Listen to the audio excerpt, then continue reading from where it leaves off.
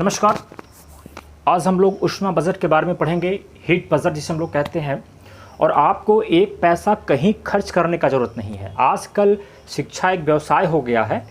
आपको सारे मटेरियल जो एक गुणवत्ता परक हैं वो आपको यहीं मिलेंगे, निःशुल्क मिलेंगे। आपको अपना नोट्स स्वयं बनाना है, इस बात को याद रखिएगा।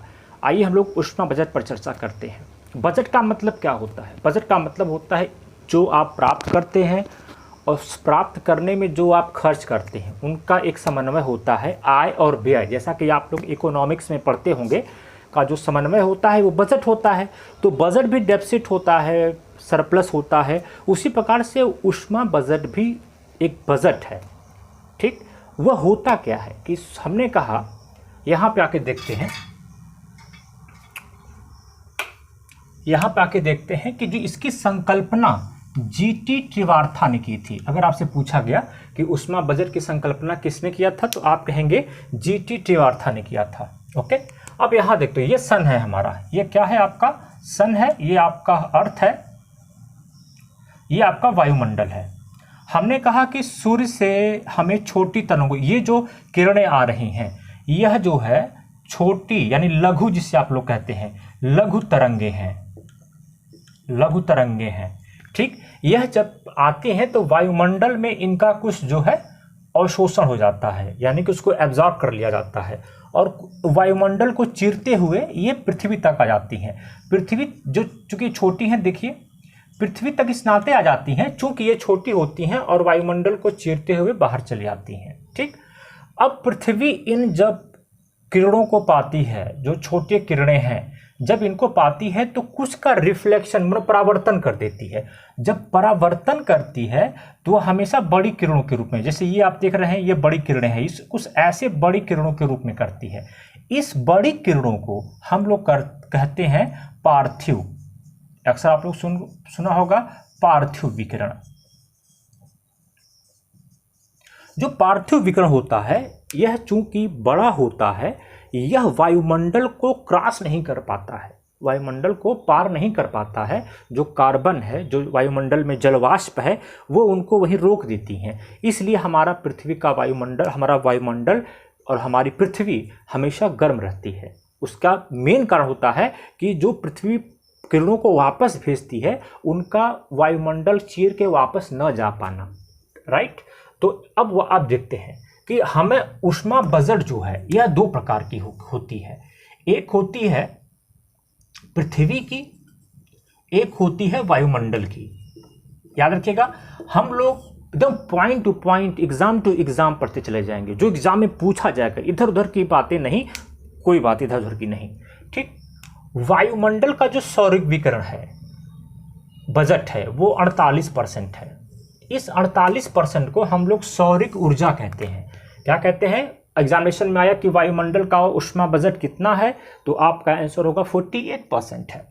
पृथ्वी का अब इस 48 में लघु तरंगे 14%, यानी कि वो ये जो लघु तरंगे आ रही हैं इनका हिस्सा वायुमंडल में 14% है।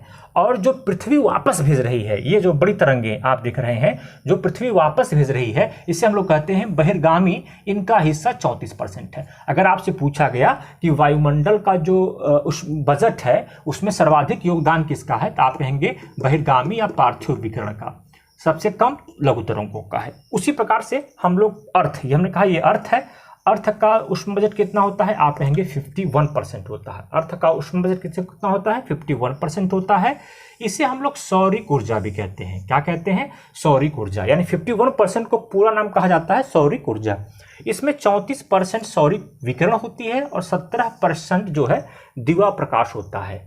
जो 17% है वो विसरित दिवा प्रकाश है, 34% आपका सौरिक विकिरण है। 1/2 अरबवां हिस्सा यह जो है लकीर बता रहा है कि सूर्य जो है, पृथ्वी जो है सूर्य से उस पूरे एनर्जी का 1/2 अरबवां हिस्सा प्राप्त करती है।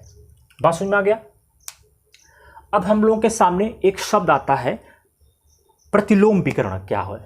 यहां तक आई होप कि आप लोगों को समझ में आ गया होगा। आप लोग इसका स्क्रीनशॉट वगैरह ले लें, ठीक है ना? यस।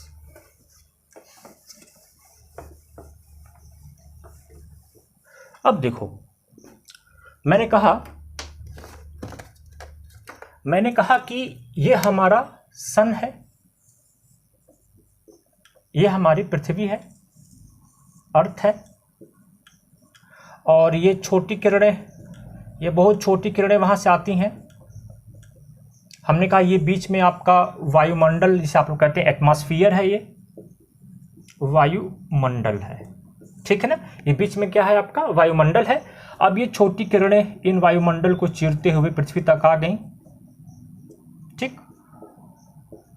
ये जो लोग नए होंगे वो लोग पुराना एल्बिडो का प्लेलिस्ट में जाके एल्बिडो को पढ़ लीजिएगा।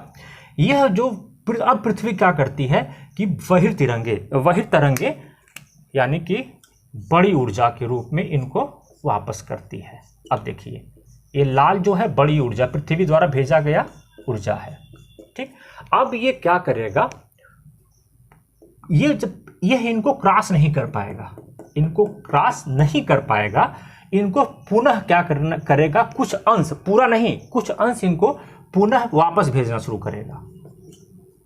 अब देखिए, ये पुनः कुछ अंश इनका वापस आ रहा है। इस चीज को हम लोग कहते हैं प्रतिलोम विकिरण। अगर आपसे पूछा गया प्रतिलोम विकिरण क्या है, तो आप कहेंगे कि वायु जो पृथ्वी द्वारा भेजी गई बाह्य तरंगे, पार्थिव तरंगे जो बड़ी तरंगों के रूप में होती हैं, उनका कुछ अंश वायुमंडल नीचे उतार देता है। इसे हम लोग कहते हैं प्रतिलोम विकिरण। आपको प्रतिलोम विकिरण समझ में आ गया होगा। प्रतिलोम विकिरण एक प्रकार का, अब यहां आप लोग देखेंगे, प्रतिलोम विकिरण एक प्रकार का हरित गृह प्रभाव है, ग्रीन गैस इफेक्टिव है।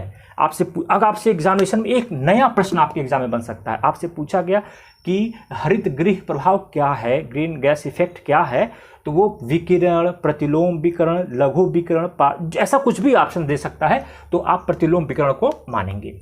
यह प्रतिलोम विकिरण किसके द्वारा संपादित होता है, आप कहेंगे CO2 और जलवाष्प। याद रखिएगा, प्रतिलोम विकिरण CO2 और जलवाष्प द्वारा संपादित होता है, संपन्न किया जाता है, और ऊष्मा बजट में यह शामिल होता है। यानी कि प्रतिलोम विकिरण को भी हम लोग ऊष्मा बजट में शामिल कर लेते हैं, राइट।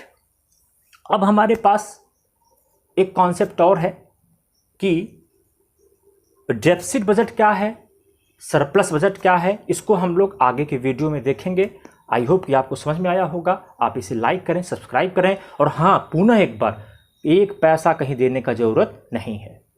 धन्यवाद।